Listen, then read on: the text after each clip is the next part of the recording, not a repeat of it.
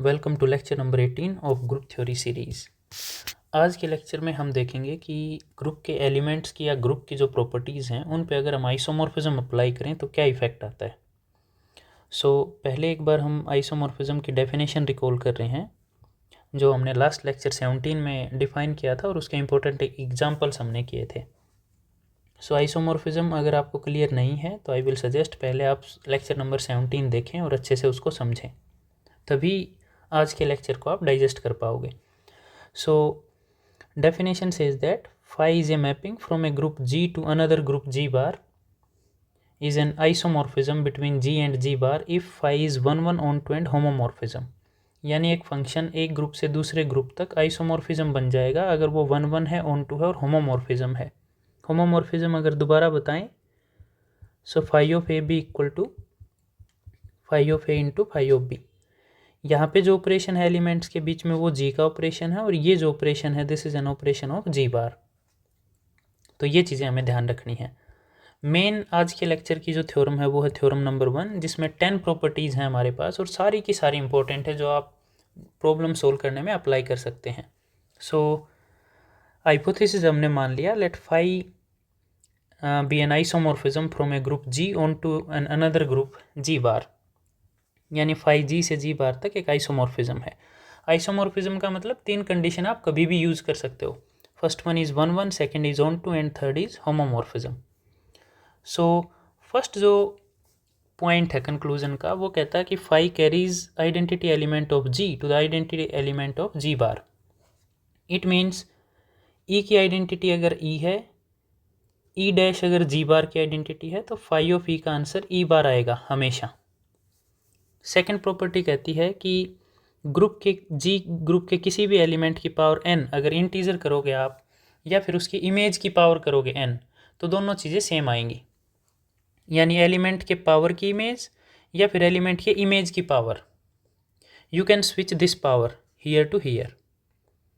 Basically second point कह रहा है कि आप इस n को स्विच कर सकते हो, यानी g की पावर रखो या फाई ऑफ g की पावर रखो, both are the same things. Third property है जो वो कह रही है कि ग्रुप जी के कोई भी 2 एलिमेंट है अगर वो कम्यूट कर रहे हैं तो उनकी इमेज भी कम्यूट करेगी and converse also. It means a and b commute if and only if phi of A and phi of b commute.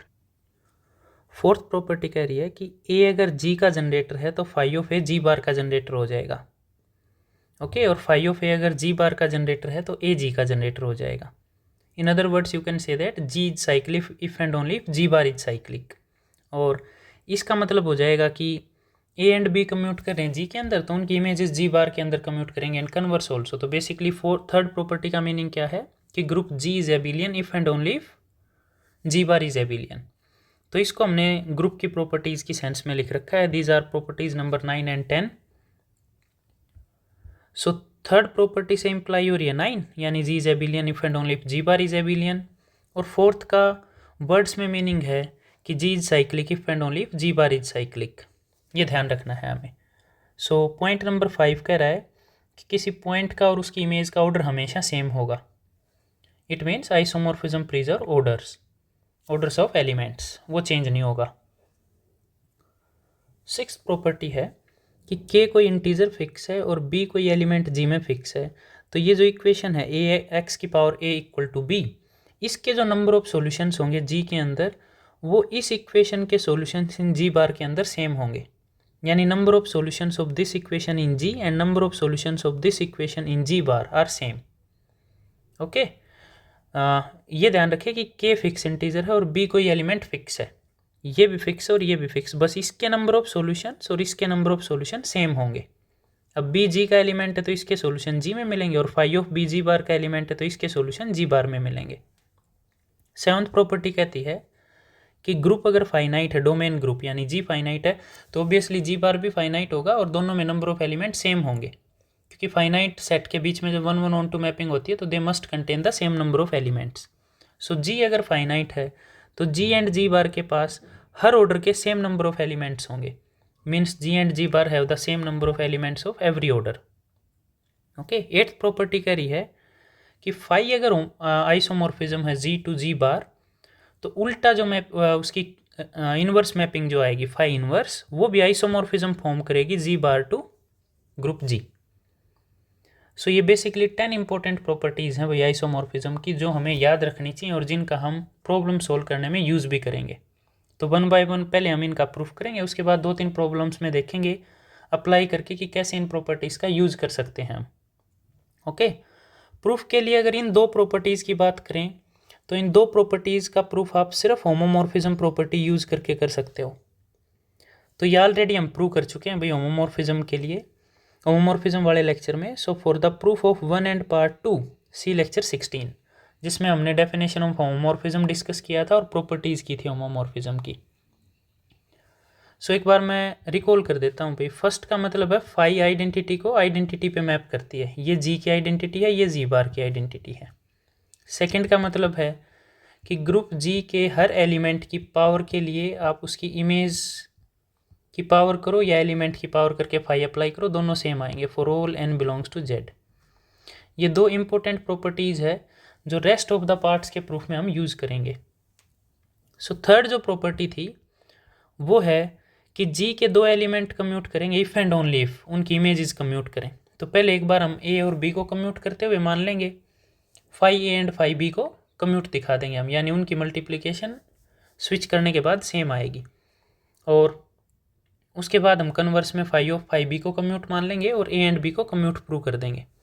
सो पहले हमने मान लिया ए एंड बी कम्यूट कर रहे हैं, it means A B equal to B A. अब हमें phi of A and phi of B को कम्यूट कराना है। सो एक बार हमने ये वैल्यू मान ली phi of A into phi of B, तो फाई होमोमॉर्फिज्म है। होमोमॉर्फिज्म प्रॉपर्टी से आप इसको ये लिख सकते हो फाई ऑफ ए बी। अब A B equal to B A माना हुआ है तो इसकी वैल्यू पुट कर दी हमने बी ए। अब फाई है होमोमॉर्फिज्म, तो अगेन हम प्रॉपर्टी लगाएंगे तो फाई ऑफ बी ए किसके इक्वल हो जाएगा, phi of B into phi of A. Okay, तो इस चीज़ को और इस चीज़ को अगर आप देखोगे तो इसका मतलब क्या हुआ कि phi of A and phi of b commute कर रहे हैं, यही हमें प्रूव करना था। अब कन्वर्सली में हमने इनकी इमेज कम्यूट करती हुई मान ली, it means phi of A into phi of B is equal to phi of B into phi of A. अब A B equal to B A prove करना है हमें। सो जो मानना हुआ है उसने क्या इंप्लाई कर दिया कि phi of A B equal to phi of B A, क्योंकि फाई होमोमॉर्फिज्म है, रीज़न यहाँ पे मेंशन्ड है। होमोमॉर्फिज्म से ये इसके इक्वल हो जाएगा, ये इसके इक्वल हो जाएगा। अब फाई 1-1 मैपिंग भी है, तो 1-1 क्या कहता है कि phi of x equal to phi y है, तो ये हमेशा इंप्लाई करता है एक्स इक्वल टू वाई अगर मैपिंग 1-1 है। लेकिन फाई हमने आइसोमॉर्फिज्म मान रखी है तो ऑब्वियसली इट इज़ 1-1। सो 1-1 है तो phi of x equal to phi of y implies x equal to y, यानी एक्स का नाम ए बी है और वाई का नाम बी ए है। तो 1-1 से क्या आ गया, a B equal to B a. This means a and b commute. तो प्रॉपर्टी 3 ये प्रूव हो गई भाई, यानी 2 एलिमेंट ग्रुप जी में कम्यूट करते हैं इफ एंड ओनली इफ उनकी इमेजेस जी बार में कम्यूट करती है। तो यहाँ से पार्ट 9 डायरेक्टली फॉलो हो गया भाई। इट मीन्स जी एबिलियन होगा if and only if G bar is abelian. ये डायरेक्टली फॉलो इसलिए हो गया क्योंकि जी अगर आपने एबिलियन माना तो उसका मतलब क्या होगा, उसके हर एक 2 एलिमेंट कम्यूट करेंगे, यानी A B equal to B A. और पार्ट 3 में क्या प्रूव किया है कि जी के 2 एलिमेंट अगर कम्यूट करते हैं तो उनकी इमेजेस कम्यूट करेंगी। अब यहाँ हर एक 2 एलिमेंट अगर कम्यूट कर रहे हैं तो हर एक 2 एलिमेंट की इमेजेस कम्यूट करेंगी, और मैपिंग 1-1-on-2 है। इट मीन्स जी बार के हर एक 2 एलिमेंट आपस में कम्यूट करेंगे तो जी बार एबिलियन हो जाएगा। ओके, सो पार्ट 9 और 3 दोनों एक साथ प्रूव हो गए। सिमिलरली पार्ट 4 प्रूव कर देंगे तो पार्ट 10 भी प्रूव हो जाएगा। पार्ट 4 एक बार स्टेटमेंट हम देखें तो स्टेटमेंट कह रही थी group G is generated by a if and only if group G bar is generated by phi of A. So basically इस एक्सप्रेशन का मतलब है जी इज साइक्लिक और इसका मतलब है जी बार इज साइक्लिक। तो अगर हम 4th पार्ट प्रूव कर देते हैं तो 10th ऑटोमेटिकली प्रूव हो जाएगा कि G is cyclic if and only if G bar is cyclic. So 4th prove करने जा रहे हैं भाई। एक बार हम ये मान लेंगे, इसको प्रूव कर देंगे, और एक बार ये मान लेंगे फिर इसको प्रूव कर देंगे। So suppose G is generated by A. अब जनरेटिंग का मतलब होता है भाई एक ग्रुप किसी एलिमेंट से जनरेट हो रहा है, इसका मतलब ग्रुप का हर एलिमेंट उस जनरेटिंग एलिमेंट की पावर में रिप्रेजेंट किया जाएगा। This means for each x belongs to G there exist some integer i such that x can be written as a to the power i. Cyclic का मतलब भी क्या होता है कि ग्रुप का हर एक एलिमेंट जनरेटर की पावर में लिखा जाएगा। ओके, अब ये हमने मान लिया। कि जी साइक्लिक है। Now we want to prove that G bar is cyclic. और साइक्लिक भी कैसे कि वो फाइव ऑफ ए से जनरेट हो रहा है, ये हमें प्रूव करना है। अब जी बार फाइव ऑफ ए से जनरेट हो रहा है, ये कैसे प्रूव होगा? जी बार का एक आर्बिट्रेरी एलिमेंट हम चूज करें, उसको फाइव ऑफ ए की पावर में लिख दें। अब आर्बिट्रेरी एलिमेंट अगर फाइव ऑफ ए की पावर में लिखा जाएगा तो इसका मतलब जी बार का हर एलिमेंट फाइव ऑफ ए की पावर में लिखा जाएगा। और ऐसा होगा तो क्या कह देंगे कि G bar is a cyclic and generated by phi of A. Okay, तो एक आर्बिट्रेरी एलिमेंट हमने वाई मान लिया। अब इसको इसकी पावर में लिखना है, लेकिन हमें इन्फॉर्मेशन किसके बारे में गिवन है कि जी साइक्लिक है, तो इसके कोरस्पॉन्डिंग जी में एक एलिमेंट ढूंढते हैं हम। अब वाई जी बार का एलिमेंट और फाई मैपिंग है ऑन टू, तो उसकी एक प्री इमेज एग्जिस्ट करेगी x such that phi x equal to y onto property से। अब एक्स आ गया हमारे पास जी का एलिमेंट और जी है ए से जनरेटेड, तो एक्स को हम क्या लिख पाएंगे? सम पावर ऑफ ए, तो एक्स को हमने लिख दिया ए पावर आई। तो यहाँ से क्या आ गया? Phi of a i equal to y. अब फाइव ऑफ ए आई को मैं क्या लिख सकता हूँ? फाइव ऑफ ए की होल पावर आई। पार्ट टू से, पार्ट टू क्या कहता था कि ग्रुप जी के एलिमेंट की पावर या इमेज की पावर सेम होंगी, तो इस ए की पावर आई या फाइव ऑफ ए की पावर आई दोनों सेम है, इसलिए वाई की वैल्यू ये आ गई।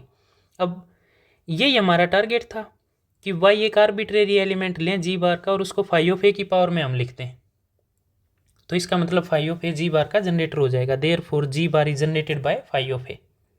कन्वर्स भी बिल्कुल सेम है, जी बार हमने मान लिया फाइव ऑफ ए से जनरेटेड है, इट मीन्स जी बार का हर एक एलिमेंट वाई फाइव ऑफ ए की पावर में लिखा जाएगा। So there exist some integer J such that Y equal to phi of A power J. अब जी को साइक्लिक प्रूव करना है and we want to show that G is generated by A, तो एक arbitrary element x लिया, उसको ए की power में लिखना है। सो इन्फॉर्मेशन गिवन है हमें जी बार के बारे में, वो साइक्लिक है, तो एक्स अगर जी से है तो फाइव एक्स जी बार में चला जाएगा उसकी इमेज, और जी बार साइक्लिक दे रखा है, इसका मतलब इसका ये एलिमेंट है जो फाइव एक्स वो फाइव ऑफ ए की पावर में लिखा जाएगा। So there exist some k integer such that phi x equal to phi of A power k. अब अगेन पार्ट टू से इमेज की पावर करें या फिर एलिमेंट की पावर की इमेज देखें, दोनों सेम होंगे, तो पार्ट टू से इसकी वैल्यू ये लिख दी हमने, it means phi of x equal to phi of A power k. अब फाइव है one one mapping because phi is an isomorphism, तो यहाँ से क्या आ गया? X equal to a power k. अब एक्स एक आर्बिट्रेरी एलिमेंट था ग्रुप का, उसको ए की पावर में लिख दिया, इसका मतलब जी उस एलिमेंट से जनरेट हो रहा है, so therefore G is generated by A. यही हमें प्रूव करना था, तो दोनों डायरेक्शन हमने प्रूव कर दी भाई। जी साइक्लिक है तो जी बार भी साइक्लिक होगा, और जी बार साइक्लिक है तो जी भी साइक्लिक होगा। यही हमारा पार्ट 10 है, सो इसलिए हमने लिख दिया be directly follows from part 6। तो पहले 4 पार्ट यानी first point, second point, third point, fourth point and 9th and 10th 6 part हमारे प्रूव हो गए। अब हमारे पास रहते हैं 4 part, 5th, 6th, 7th and 8th। 5th कह रहा है भाई आइसोमॉर्फिज्म मैपिंग ऑर्डर को प्रिजर्व करती है, यानी ग्रुप के हर एलिमेंट का ऑर्डर और उसकी इमेज का ऑर्डर सेम हो जाएगा। तो हम एक एलिमेंट का ऑर्डर मान लेते हैं भाई, 5th प्रूव कर रहे हैं। So to prove that this for all elements of group, हमने मान लिया ए का ऑर्डर n है। अब ए कोई आर्बिट्रेरी एलिमेंट है जिसका ऑर्डर हमने n माना है, अगर फाइव ऑफ ए का ऑर्डर भी n दिखा देंगे, इसका मतलब हर एलिमेंट का और उसकी इमेज का ऑर्डर सेम हो जाएगा, राइट। सो ए का ऑर्डर n है, तो ऑर्डर को अगर मैं फिर से रिकॉल करूं तो वो स्मॉलेस्ट पॉजिटिव इंटीजर होता है। Order means n is the smallest positive integer such that a power n equal to identity, यानी n से छोटा कोई आप इंटीजर मानोगे तो वो पावर करने से आपको आइडेंटिटी नहीं मिलेगा। ऑर्डर का मतलब क्या है कि smallest positive integer whose power makes identity. So A का ऑर्डर n मान लिया हमने। Now we are looking at the nth power of phi of A. So phi of ए की power n, phi of A n के equal आ गया by part 2। Power interchange कर दी, एलिमेंट की पावर की इमेज या फिर इमेज की पावर। सो ए एन का आंसर ई आएगा, क्योंकि ए का ऑर्डर n है तो nth पावर आइडेंटिटी आएगा। और पार्ट 1 से हमें ये पता है कि आइडेंटिटी एलिमेंट की इमेज कोडोमेन की यानी रेंज सेट की आइडेंटिटी आएगी जो कि ई डैश है। अब फाई ऑफ ए जी बार का ये एलिमेंट है, जी बार का एलिमेंट की पावर आइडेंटिटी आ गई, तो इसका जो ऑर्डर होगा वो या तो एन होगा या एन से स्मॉल होगा, क्योंकि लिस्ट पॉजिटिव इंटीजर ढूंढते हैं ना, और कोई पावर आइडेंटिटी आ गई तो इसका मतलब ऑर्डर या तो वो होगा या फिर उससे स्मॉल इंटीजर होगा। सो फाई ऑफ ए की पावर एन से आइडेंटिटी आया, therefore order of phi of a is less than equal to n. But हमें प्रूव करना है कि फाई ऑफ ए का ऑर्डर एग्जैक्टली एन आएगा, तो हमने कंट्राडिक्शन से मान लिया, let if possible order of phi a is strictly less than n, जिसको हमने के मान लिया, तो इसकी केथ पावर आइडेंटिटी आ जाएगी। आइडेंटिटी जी बार में ई डैश है, इसको भी प्रॉपर्टी 2 से के पावर को ए के साथ अटैच कर दिया, ई डैश को फाई ऑफ ई लिख लिया प्रॉपर्टी 1 से। ओके, अब फाई है 1 1 मैपिंग, तो ए पावर के क्या आ गया, आइडेंटिटी। अब के है स्ट्रिक्टली एन, तो ऑर्डर ऑफ ए के या के से स्मॉल होगा, लेकिन वो तो एन से छोटा है, कंट्राडिक्शन आ गया, क्योंकि ऑर्डर ऑफ ए क्या मान रखा है, एन, यानी एन से स्ट्रिक्टली लेस कोई भी नंबर हम ए की पावर बनाएं तो आइडेंटिटी नहीं मिलेगा हमें, लेकिन यहाँ तो मिल रहा है। इसका मतलब ये जो बात माननी है ये गलत है, this is a contradiction, therefore order of phi of a can not be less than n, it means order जो होगा वो एग्जैक्टली एन होगा। सो यही हमें प्रूव करना था भाई कि एक एलिमेंट का जो ऑर्डर है उसकी इमेज का भी ऑर्डर वही आ जाए। Okay, this was part number 5। 6 एक बार स्टेटमेंट दोबारा देखें, तो 6th पार्ट कह रहा है कि किसी भी इंटीजर के लिए और एलिमेंट बी जो जी में फिक्स है, तो x की power k equal to b के पास जितने नंबर ऑफ सॉल्यूशंस हैं वो एग्जैक्टली उतने होंगे जितने x की power k equal to phi of b के नंबर ऑफ सॉल्यूशंस हैं जी बार के अंदर। तो इसके नंबर ऑफ सॉल्यूशंस हम मान लेते हैं और इसके दिखा देते हैं भाई कि उतने ही सॉल्यूशंस हैं इस इक्वेशन के पास भी। सो ये हमने मान लिया, suppose the equation this has L solutions in G bar, even यहाँ पे लिख लेते हैं has exactly L, exactly L solutions in G bar, और उन सॉल्यूशंस का नाम हमने मान लिया भाई y1 y2 yl इन जी बार, यानी ये सारे एल वाई एल जो एलिमेंट्स हैं ये डिस्टिंक्ट हैं, और इनके अलावा कोई भी जी बार का एलिमेंट इस इक्वेशन का सॉल्यूशन नहीं है। ओके, और ये सॉल्यूशन है तो भी इस इक्वेशन को सेटिस्फाई करेंगे, यानी एक्स वेरिएबल की जगह ये रूट रख सकते हैं हम सॉल्यूशन का मतलब, यानी वाई आई की पावर के equal to phi of b for all i1 up to l, इसको इक्वेशन 2 मान लिया। अब हमने दिखाना है कि ये जो इक्वेशन है इसको हमने 3 मान लिया, इस इक्वेशन के पास भी एग्जैक्टली एल सॉल्यूशन आए जी के अंदर। हमारा टारगेट क्या था कि इक्वेशन 3 के पास नंबर ऑफ सॉल्यूशन एग्जैक्टली उतने ही आए जितनी इस इक्वेशन के पास जी बार में सॉल्यूशन है। तो इस इक्वेशन के हमने एल सॉल्यूशन मान लिए। Now we want to show that equation 3 also has L solutions in group G. अब हमें इंफॉर्मेशन दे रखी है भाई कि इक्वेशन 2 की इंफॉर्मेशन है, यानी y1 y2 yk yl इस इक्वेशन के सॉल्यूशंस हैं। Let this is star equation. So G के अंदर एल ऐसे एलिमेंट है y1 y2 yl, लेकिन फाई ऑन टू मैपिंग है, तो हर yi के लिए एक प्री इमेज आएगी xi, जिसको हमने ये मान लिया yi की pre image. This happens because phi is onto mapping.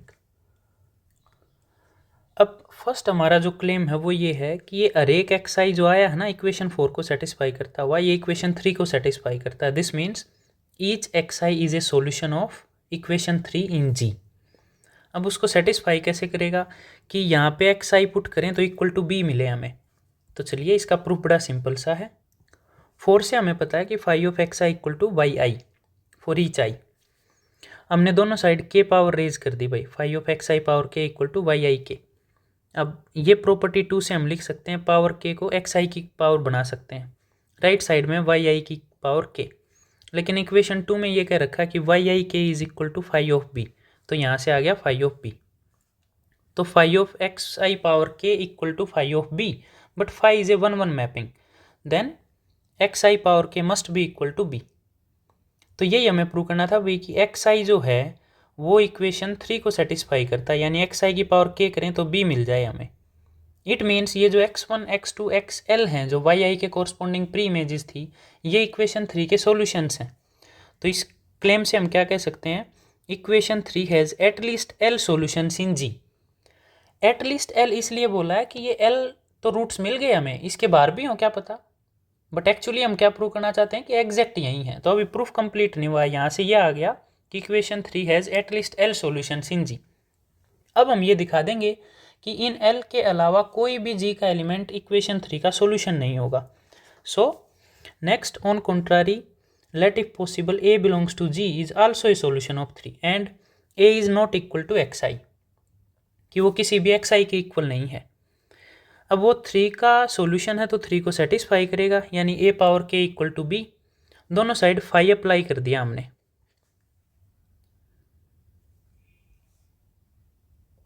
Phi of a k, sorry this would be phi of b. अब इसको प्रॉपर्टी 2 से हम क्या कर सकते हैं, k को पूरी इमेज के बाहर लिख सकते हैं, यानी phi of A power k and this is again phi of b। But phi of ए की पावर k करने से फाई ऑफ b मिल गया, तो ये तो सॉल्यूशन ऑफ 2 हो गया, यानी 2 की बजाय स्टार, कि g बार के अंदर किसी x की पावर k करने से अगर फाई ऑफ b मिलता है तो उसका सॉल्यूशन हो जाता है। तो स्टार से यहाँ पे क्या आ गया, phi of A power k equal to phi of b, therefore phi of a is a solution of star equation. अब a अगर xi के इक्वल नहीं है तो फाई ऑफ ए भी किसी भी yi के इक्वल नहीं होगा। ओके, तो फाई ऑफ ए सॉल्यूशन मिल गया स्टार का, बट ये कंट्राडिक्शन आ गई, क्योंकि हमने स्टार्टिंग में क्या सपोज किया था कि इक्वेशन जो स्टार है x power k equal to phi of b, उसके पास एग्जैक्टली एल सॉल्यूशंस हैं जी बार के अंदर। लेकिन अगर a इक्वेशन 3 का सॉल्यूशन है तो phi of a equation star का सॉल्यूशन आ रहा है, जो कि उसके नंबर ऑफ सॉल्यूशंस को इंक्रीज कर देगा। Therefore equation 3 must have exactly L solutions. तो यही हमें प्रूव करना था भाई, कि x की power k equal to b, इसके जितने नंबर ऑफ सॉल्यूशन g में होंगे उतने ही number of solution x power k equal to phi of b के g बार में होंगे। ओके, तो ये था प्रूफ ऑफ पार्ट नंबर 6। अब पार्ट 7 है। Part 7 directly follows from part 5, यानी एक एलिमेंट का ऑर्डर जितना जी के अंदर है उतना ही उसकी इमेज के अंदर है। तो मान लो एक ऑर्डर 5 है और 5 ऑर्डर के सपोज 10 एलिमेंट हैं, तो 10 के 10 एलिमेंट की इमेज तो अलग आएंगी, क्योंकि मैपिंग 1 1 है, और उन 10 इमेजेस का ऑर्डर क्या हो जाएगा, 5 हो जाएगा।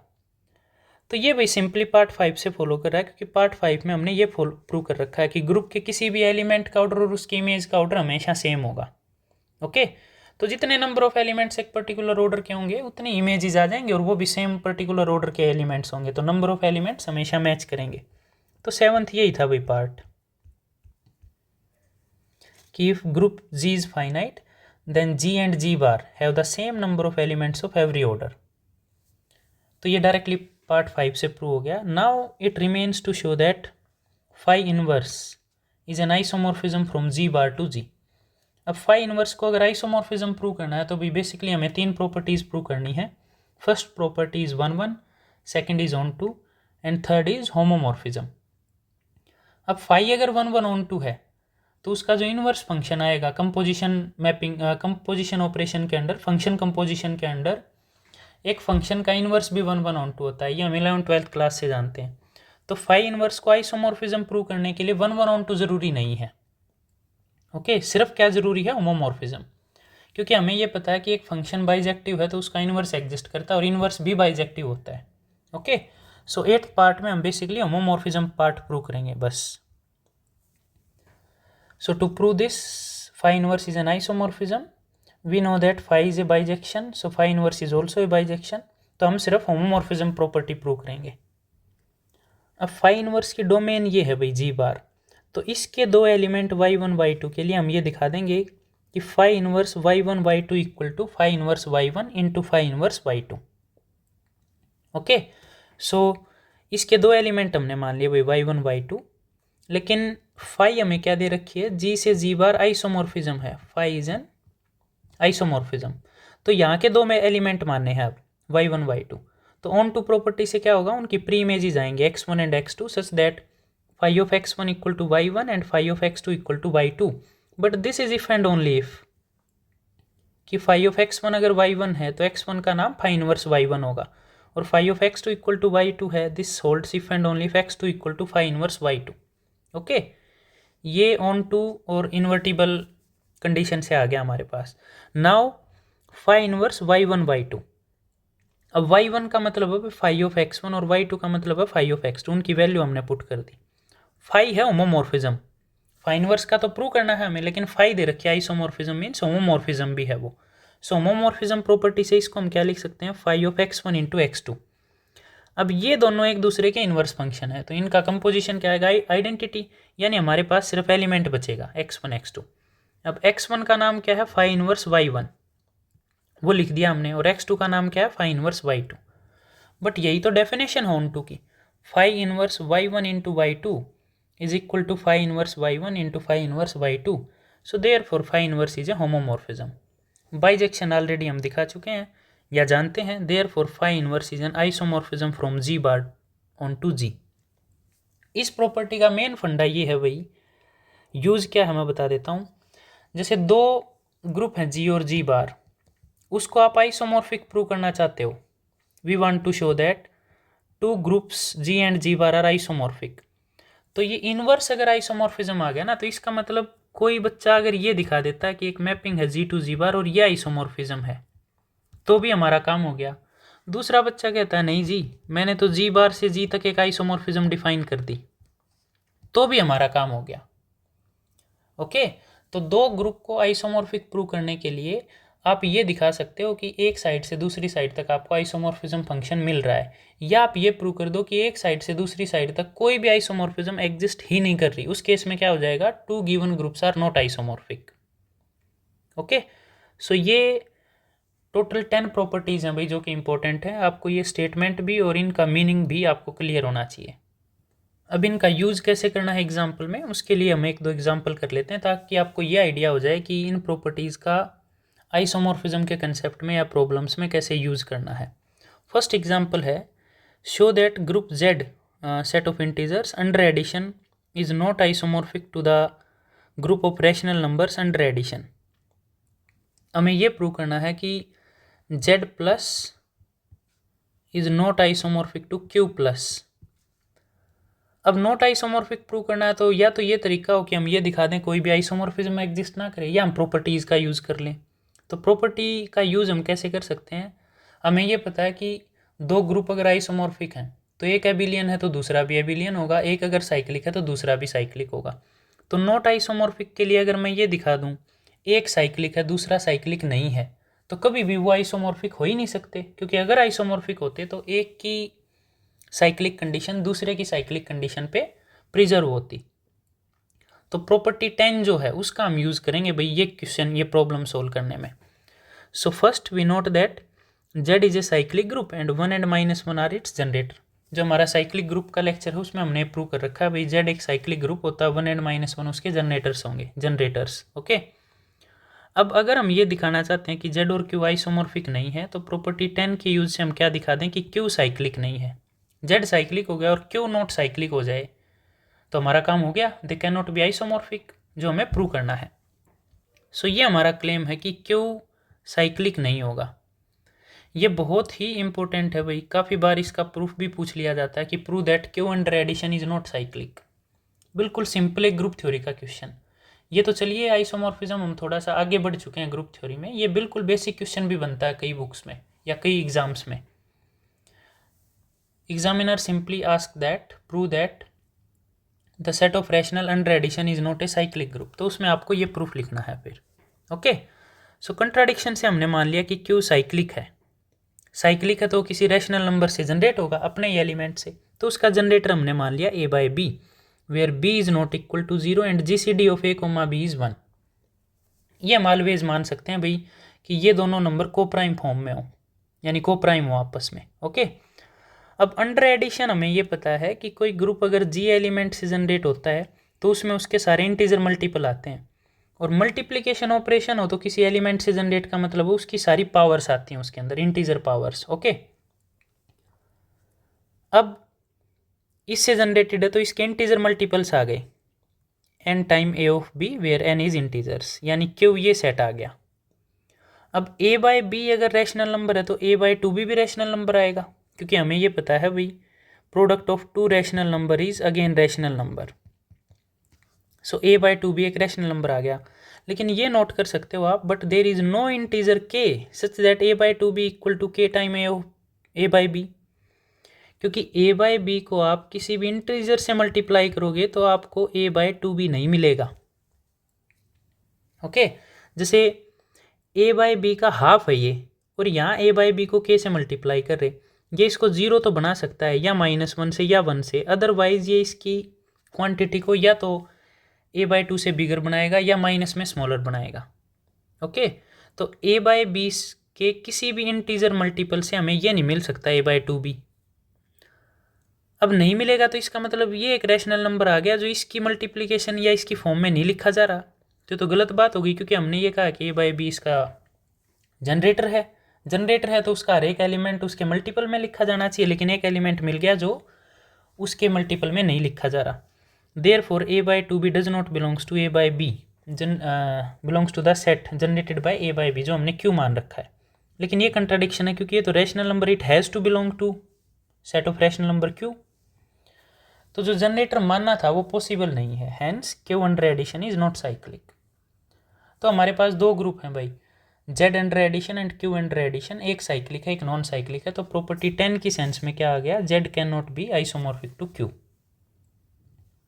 ओके, नेक्स्ट एग्जांपल है कि q under addition is not isomorphic to set of positive real numbers under multiplication. r plus का मतलब यहाँ पे है भाई पॉजिटिव रियल नंबर्स, यानी 0 to इन्फिनिटी अंडर मल्टीप्लिकेशन। ये ग्रुप बनेगा, 1 इसकी आइडेंटिटी है और हर एक a का इन्वर्स 1/a है। तो ये एक ग्रुप है और ये ग्रुप है। हमने ये दिखाना है कि ये दोनों आइसोमॉर्फिक नहीं है। तो दो तरीके से प्रूव करेंगे हम भाई।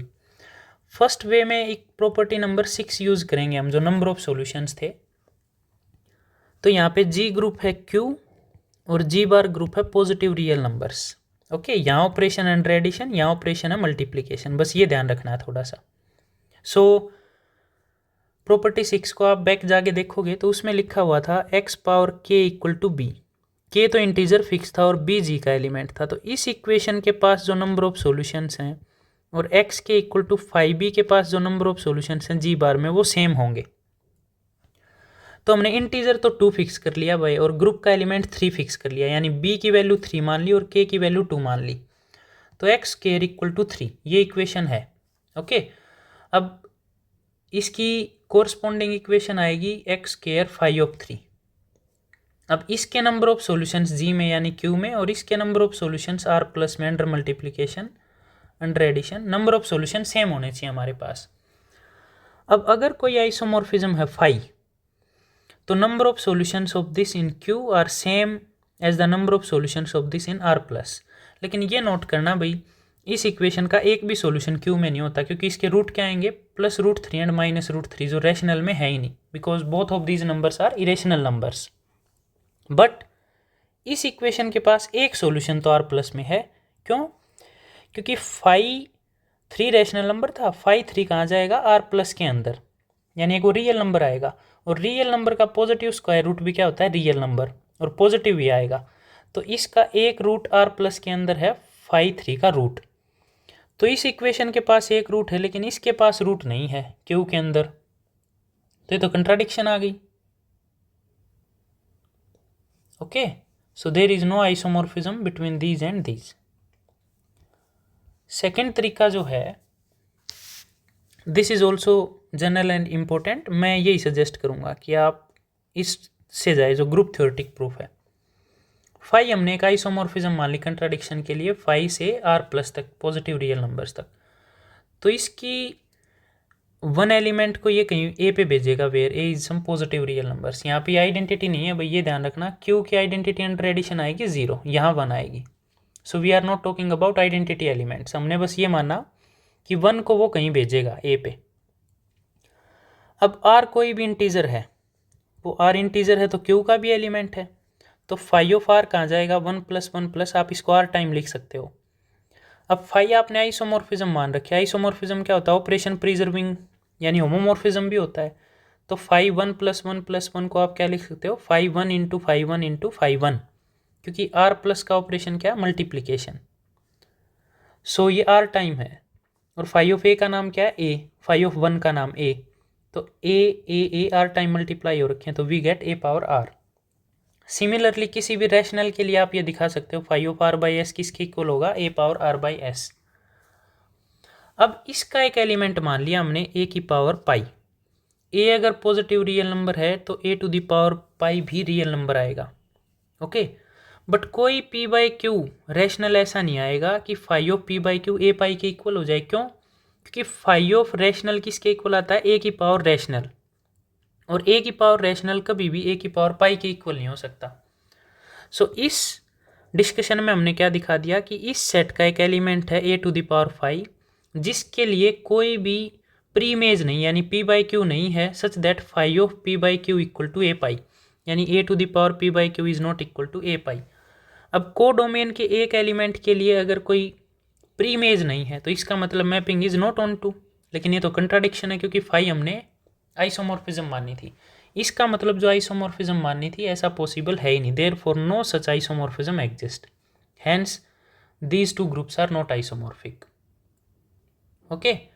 तो ये था अभी लेक्चर नंबर 18 जिसमें हमने important properties of isomorphism discuss की हैं। आपको ईच एंड एवरी प्रॉपर्टी अच्छे से समझ में आनी चाहिए और अच्छे से याद करनी है, ओके।